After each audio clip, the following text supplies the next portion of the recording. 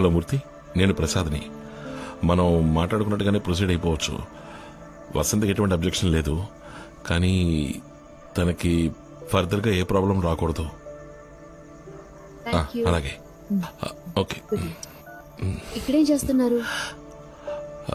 ఎవరి దగ్గర నుంచి phone? Office colleague birthday wishes చెప్పారు. రండి భోంచెదురు గాని.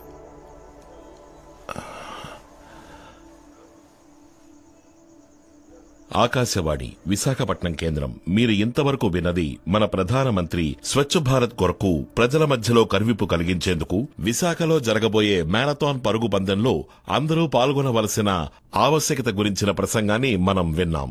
ఇక తదుపరి కార్యక్రమం ప్రాంతీయ వార్తలు.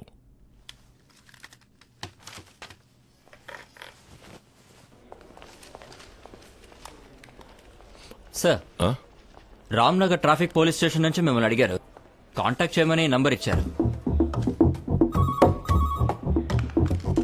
నమస్తే, విశాఖ ఆల్ ఇండియా రేడియో. చెప్పండి సార్. హలో, నేను రాంప్రసాద్ని. స్టేషన్కి నన్ను కాల్ చేయమని నంబర్ ఇచ్చారు. అవును సార్. అలాగే. Good evening sir.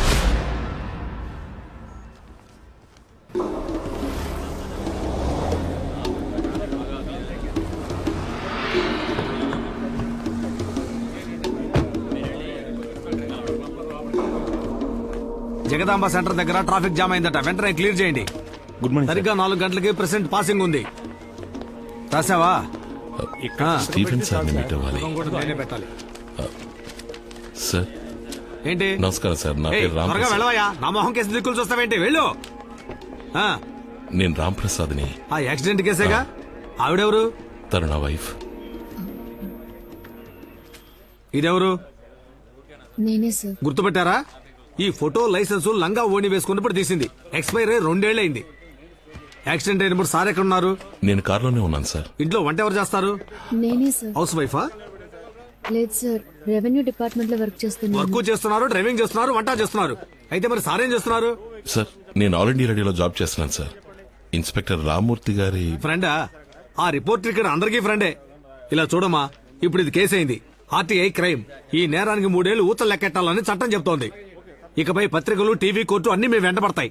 మీరు మీ వంతుకి రేడియోలో ఒకసారి న్యూస్ చదివేయండి. Stephen sir. Namaste sir. Jagadamba centre లో ట్రాఫిక్ జామ్ అయింది సార్. 2 బళ్ళు నో పార్కింగ్ ప్లేస్ లో ఉన్నాయి సార్. రికవరీ వ్యాన్ వెళ్ళింది సార్. ముందు మీరు అక్కడికి వెళ్ళండి స్టీఫెన్. Yes sir. నాకు తెలీదండి. నీకేం తెలుసని?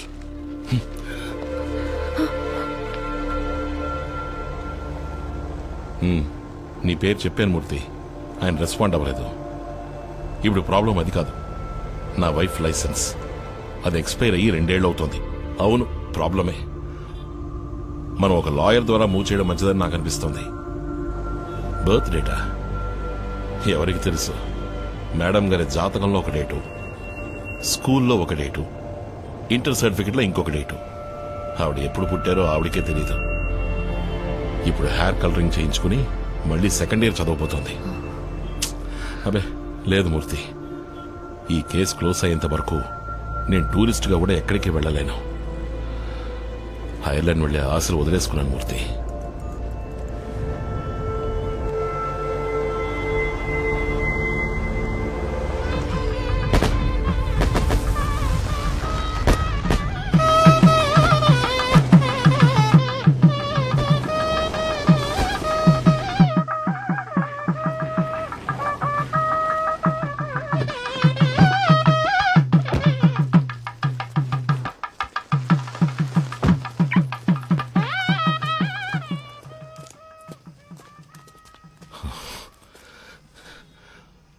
ఒంటరిగా ఐర్లాండ్ వెళ్తున్నానని ఎక్స్పైర్ అయిన లైసెన్స్ ఇచ్చి నా మీద పగ సాధిస్తున్నావా?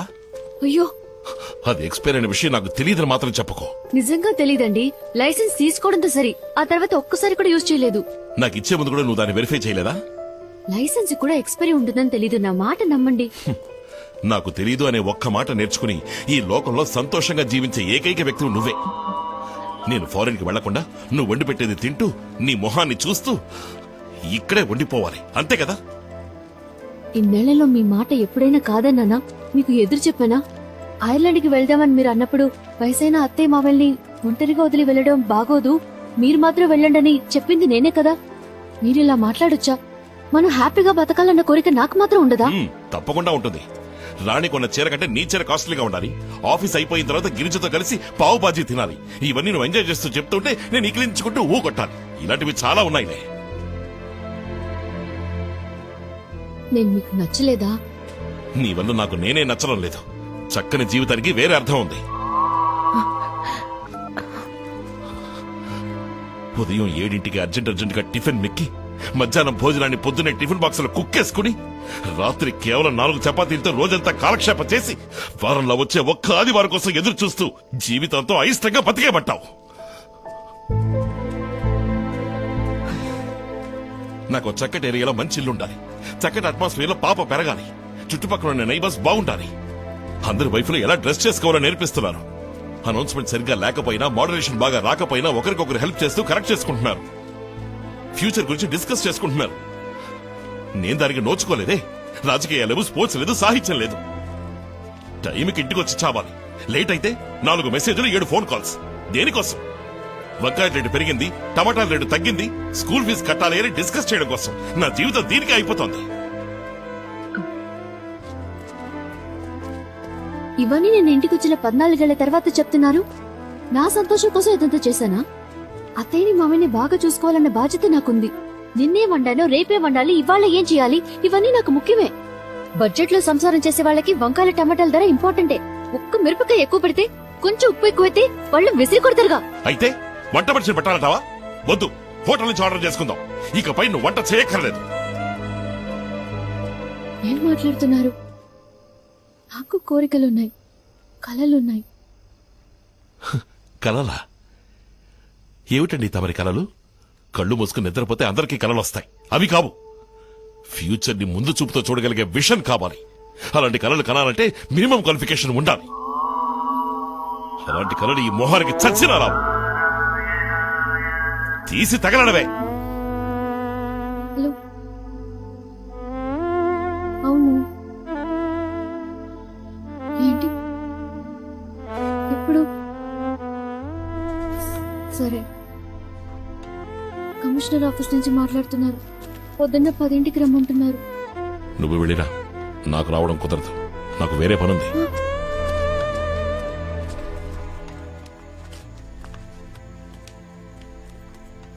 అన్నీ సాల్వ్ అయ్యానా? ఇంకే సమస్య లేదు. అమ్మా, హ? మేమంతా తినేశాం. అత్తయ్య తలనొప్పిగా ఉందని పడుకుంది.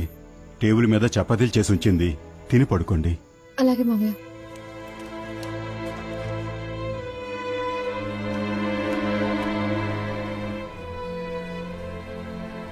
వాళ్ళు ఏదైనా అడిగితే ఏం చెప్పాలో కూడా తెలీదు. తెచ్చుకుంటేనే భయంగా ఉంది. మీరు రండి ప్లీజ్. ఇంకా భోంచేలేదా?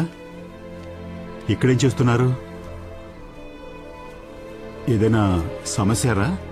అది యాక్సిడెంట్ కేసు గురించి కమిషనర్ ఆఫీస్ కి రమ్మన్నారు. ఆ, ఒకదాన్ని వెళ్ళాలంటే భయంగా ఉంది. ఒకదాని ఎందుకు వెళ్ళటం? సార్కి ఏం పనుందట? ఇదేమన్నా చిన్న పిల్ల వేలు పట్టుకుని తీసుకెళ్ళడానికి? ఇది వెళ్ళొస్తుందిలేండి. మీరు వెళ్ళండి నాన్న. వెళ్లేది కళ్యాణ మండపానికి కాదురా, పోలీస్ స్టేషన్ కి. తప్పు చేసింది నువ్వు, తను కాదు. నే వస్తాను పదమ్మా. ఆ విషయం నాకు తెలీదా? ప్లీజ్ వెళ్ళండి, వెళ్ళండి నాన్న. రేయ్, మనసాక్షి లేకుండా మాట్లాడతావేంట్రా? తల్లి తండ్రి లేని పిల్లరా తను. అదే సమస్య.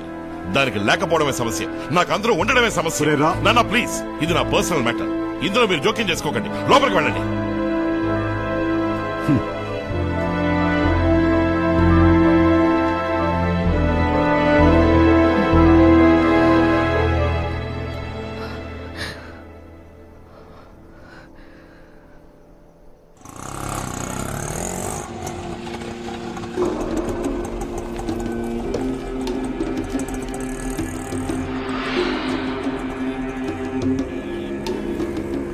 Sir, yes sir. సిఐ గారికి ఇన్ఫార్మ్ చేశాను సార్. Over sir. సార్, అలాగే సార్. Okay sir. కమిషనర్ గారిని కలవాలి. ఉంటాను సార్. మీరెవరు? వసంతి రాంప్రసాద్. ఓ, అక్కడ వెయిట్ చేయండి.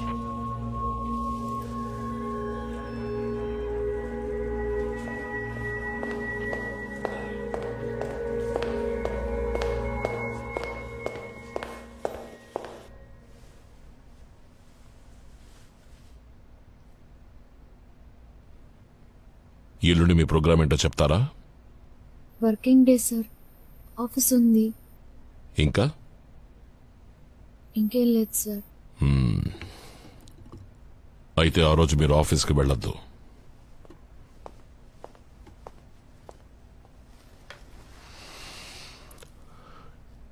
డోంట్ వరీ, లీవ్ పడకుండా మేం చూసుకుంటాం. మృదుల మీ అమ్మాయేనా? అవును సార్. 2 రోజులకు ముందు స్కూల్లో జరిగిన ఫంక్షన్లో ఒక ముఖ్యమైన విఐపిని మీ అమ్మాయి మృదుల ఒక ప్రశ్న అడిగింది. దానికి ఆయన సమాధానం చెప్పడానికి బదులుగా ఈ ప్రశ్న నీకు ఎవరి మూలంగా తెలుసు అని అడిగారు. అందుకు మీ అమ్మాయి మా అమ్మ చెప్పింది అంది. ఆయన మిమ్మల్ని గౌరవించడానికి స్పెషల్ గెస్ట్గా ఇన్వైట్ చేశారు. I'm talking about the honourable president of India.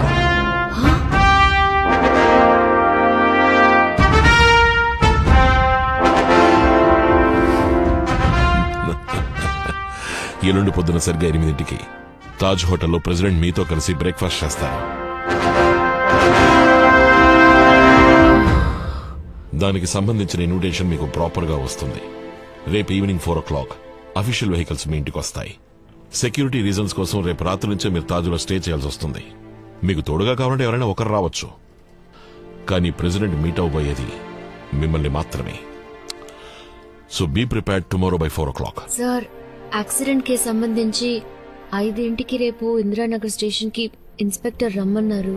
ఆ కేసు గురించి మాకు ఆల్రెడీ తెలుసు. ఇంకొద్దిసేపట్లో that case will be settled on completely. అది మేం చూసుకుంటాం. You just forget about that. ఇక ఏ విషయమైనా మీరు మాకు తెలియపరచాలి. You are under a protection. Because from this moment you are a special guest of the president of India.